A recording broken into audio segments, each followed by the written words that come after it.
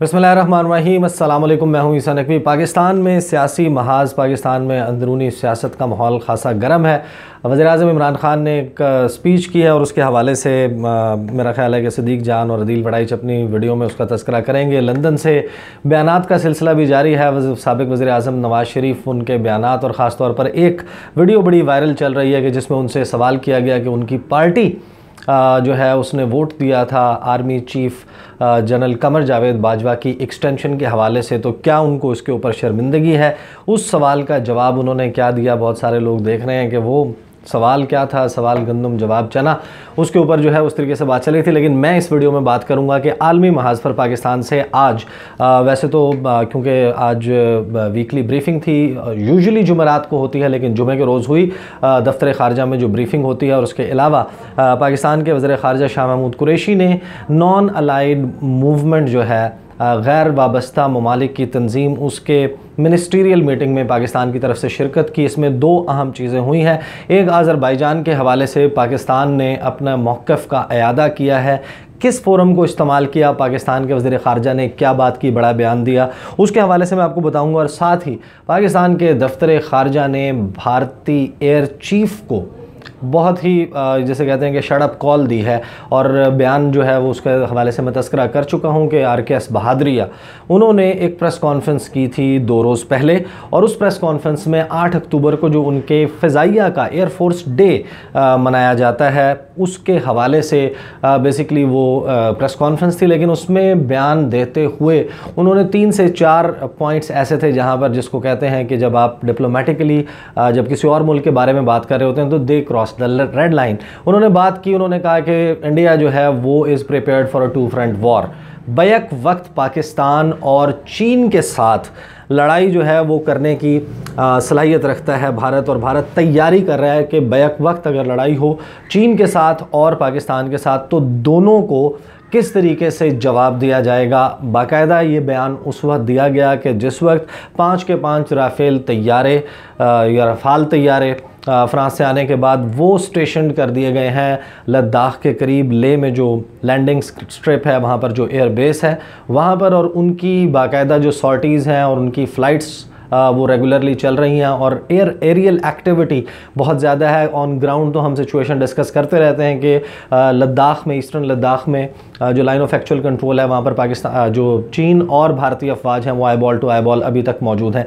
इस बयान में उन्होंने बाकायदा ये एक सीरीज़ ऑफ स्टेटमेंट्स था, ये ऐसा नहीं था कि out of blue Indian air chief ने बात की हो। इससे पहले जो भारत के चीफ़ ऑफ डिफेंस हैं बिपिन रावत, जो साबिक़ आर्मी चीफ़ हैं, उनके बयानात, उसके बाद जो डिफेंस मिनिस्टर हैं, रक्षा मंत्री हैं भारत के राजनाथ सिंह, उनके बयानात थे। और फिर साथ ही बयान था जो कि दिया गया आर्मी चीफ़ MM नरवाने उनकी तरफ से। तो उसके बाद बाकायदा एक सिचुएशन का एक माहौल बनाया गया। फिर इंडियन जो पंजाब है उसके जो चीफ़ मिनिस्टर हैं उनकी तरफ से भी इस किस्म का बयान दिया गया। तो एक एग्रेसिव पोस्चरिंग भारत की नज़र आ रही थी, और वाज़े तौर पर यह नज़र आ रहा है कि भारत अपनी जो BJP सरकार है वो माहौल बनाने की कोशिश कर रही है कि जहां पर असलहे की मज़ीद परचेज़ जो हैं वो की जा सकें, मज़ीद तैयारे ख़रीदे जा सकें, अपने जो ग्राउंड ट्रूप्स हैं उनकी बंदूकों को अपडेट किया जाए, बड़े बड़े टेंडर खोले जाएँ, और उसमें ज़ाहिर है कि किस किस्म के मामलात होते हैं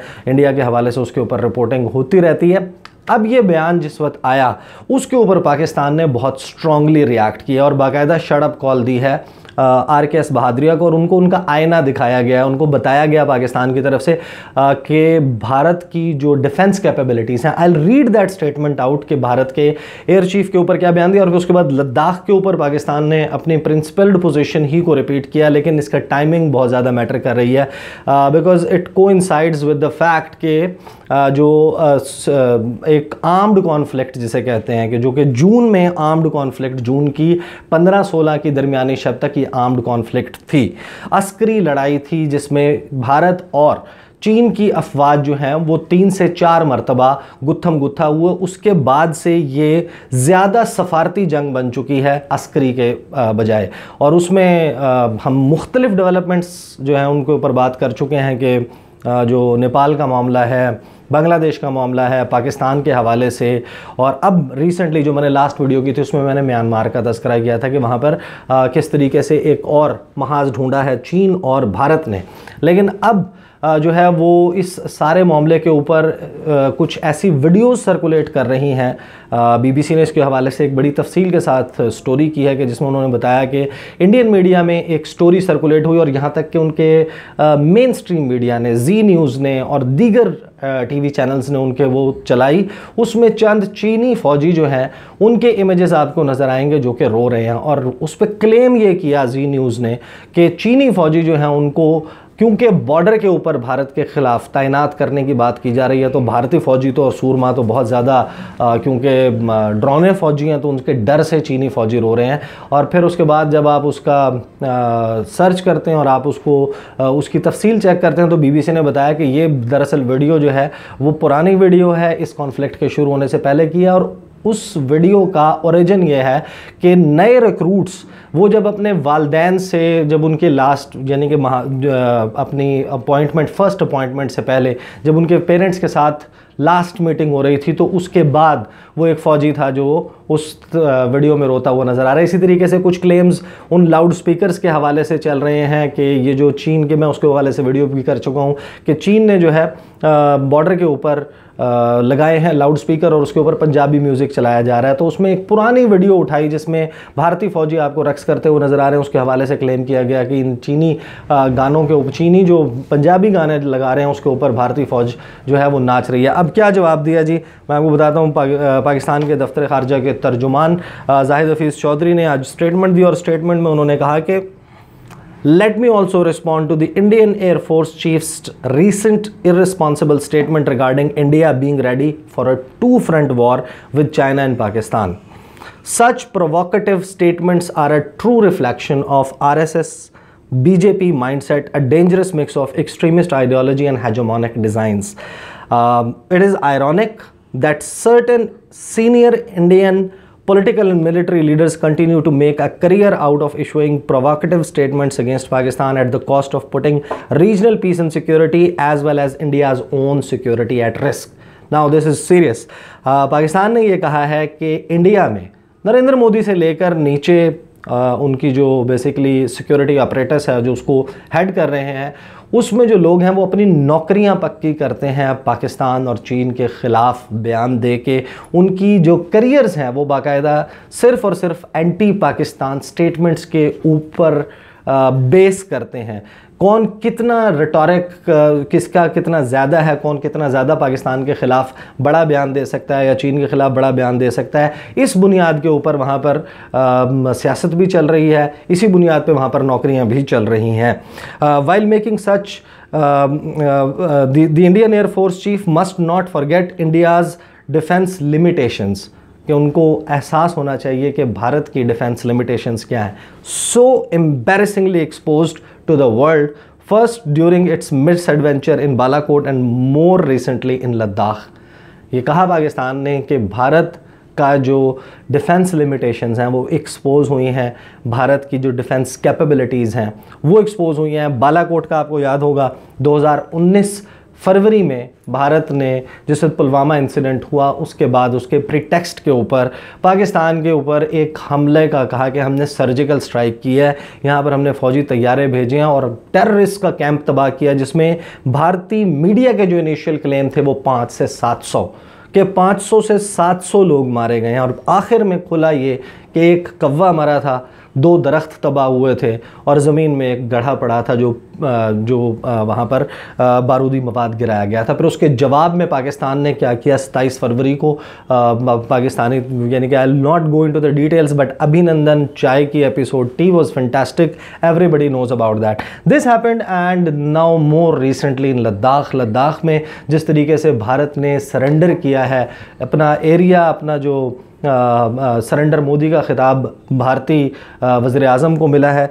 इसके बाद जो है उन्होंने कहा India must not underestimate the resolve of Pakistani nation and the preparedness of our armed forces against any ill conceived misadventure by India, कि भारत को अगर कोई भी मिस एडवेंचर होगा तो भारत को ये समझ जाना चाहिए कि पाकिस्तान जो है उसका ऐसा जवाब देगा कि भारत जो है वो याद रखेगा। In the interest of peace and prosperity in South Asia India must abandon, India को छोड़ना होगा इट्स थर्ड सेंचुरी जो चाणक्य डॉक्ट्राइन है and adopt the 21st century model of regional peace and development. ये बात उन्होंने की जनाब भारतीय जो फ़िज़ाइया के सरबराह हैं उनके जवाब में, और उसके बाद फिर उनसे एक सवाल हुआ लद्दाख के मामले के ऊपर, तो उसके ऊपर जाहिद हफीज़ चौधरी ने कहा कि पाकिस्तान बहुत क्लोजली मॉनिटर कर रहा है सारी सूरत हाल को जो कि लद्दाख में जारी है। पाकिस्तान सपोर्ट करता है चाइना को इस सारे मामले पर, और भारत की जो बेलिजरेंट और एग्रेसिव पोस्चरिंग है, बेलिजरेंस है भारत की, उसकी वजह से ये मामला इस पॉइंट के ऊपर पहुँचा। इसके हवाले से पाकिस्तान जो है उसने ये बयान दिया। फिर उसके बाद फाइनली लास्ट स्टोरी जो मैंने डिस्कस करनी थी कि आज नॉन अलाइंड मूवमेंट जो है उसकी सरबराही आजकल जो है वो 3 साल के लिए 2022 तक अज़रबैजान के पास है। अज़रबैजान ने इसके हवाले से मिनिस्ट्रियल कॉन्फ्रेंस होस्ट की जिसके ऊपर वीडियो मैसेज था पाकिस्तान के वज़ीर ख़ारजा शाह महमूद कुरैशी का।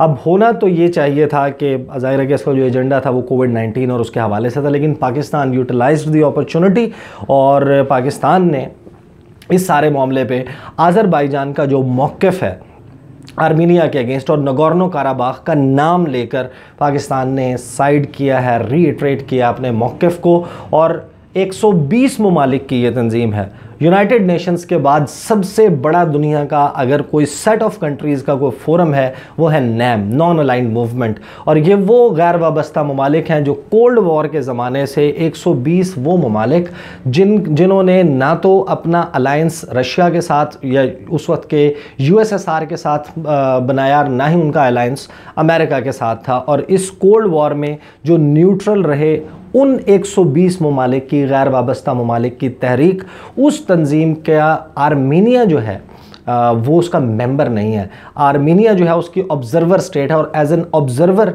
आर्मीनिया भी वहाँ पर मौजूद था। तो आर्मीनिया की ऑब्जर्वर के तौर पर, मुबस्सर के तौर पर मौजूदगी के दौरान और अज़रबैजान की प्रेसिडेंसी में ये जिस वक्त ये सब कुछ हो रहा था, तो पाकिस्तान के वज़ीर ख़ारजा ने भारत को भी एक्सपोज़ किया, कश्मीर की बात की, भारत का जो कश्मीर में जिस किस्म के मज़ालिम जारी हैं उसके ऊपर बात की, और यूनाइटेड नेशन सिक्योरिटी काउंसिल की रेजोल्यूशंस उनके ऊपर डिस्प्यूटेड एरियाज़ में किस तरीके से अमल दरामद होना चाहिए, और नगोर्नो काराबाख के हवाले से जो आर्मीनिया की जानिब से बमबारी है उसकी मजम्मत की। पाकिस्तान ने कहा कि पाकिस्तान साथ खड़ा है अज़रबैजान के इस सारे मामले पर। और एक रीसेंट डेवलपमेंट जो हो चुकी है, अब आगे 1 से 2 रोज़ में एक और मुलाकात होने जा रही है जिसमें वर्ल्ड पावर्स फ्रांस, रशिया और अमेरिका, अब रशिया बेसिकली रशिया और अमेरिका जो हैं वो एक दूसरे के मुखालिफ हैं। कोल्ड वॉर हो, उसके अलावा जो है इन दोनों के दरमियान जो दुनिया की 2 सबसे बड़ी राइवलरीज़ रही हैं मॉडर्न हिस्ट्री में, वो रशिया और अमेरिका की या USSR और अमेरिका की रही है। और ये सब मिलकर अब ये चाह रहे हैं कि सीज़ फायर हो जाए, क्योंकि साफ नज़र आ रहा है कि अज़रबैजान अगर चंद रोज़ ये मामला नहीं रुकता, सीज़ फायर नहीं होता, अज़रबैजान नगोर्नो काराबाख समेत वो जितने वो इलाके जिनके ऊपर अज़रबैजान का एक लेजिटिमेट क्लेम बनता है उनको सिक्योर करने में कामयाब हो जाएंगे। उसको रोकने के लिए एक सीज़ फायर का बाकायदा मंसूबा बनाया जा रहा है और दोबारा इस सारे मामले को एक यूनाइटेड नेशन सिक्योरिटी काउंसिल की रेजोल्यूशंस के मामले पर, जिस तरीके से कश्मीर का मामला दबा हुआ है, जिस तरीके से फ़लस्तीन का मामला दबा हुआ है और एक इनफेक्टिव फोरम के तौर पर United Nations UN security council चल रही है, उसी तरीके से इस मामले को दोबारा दबाने के लिए कोशिशें तेज़ हो गई हैं। और एन उस वक्त जिस वक्त ये कोशिशें हो रही हैं, पाकिस्तान ने वाशगाफ अंदाज में कहा है कि पाकिस्तान खड़ा है अज़रबैजान के साथ। These were the 2 updates on the foreign policy front. I wanted कि मैं आपके साथ इसको शेयर कर लूँ। और जाहिर है कि जो सियासत के महाज के ऊपर सारे मामला चल रहे हैं उसके ऊपर अदील वड़ाइच भी बात कर रहे हैं और सदीक जान भी, वो उनकी वीडियो भी देख लीजिएगा। अगली वीडियो में आपके साथ मुलाकात होगी। मुझे इजाज़त दीजिए। अल्लाह हाफ़िज़।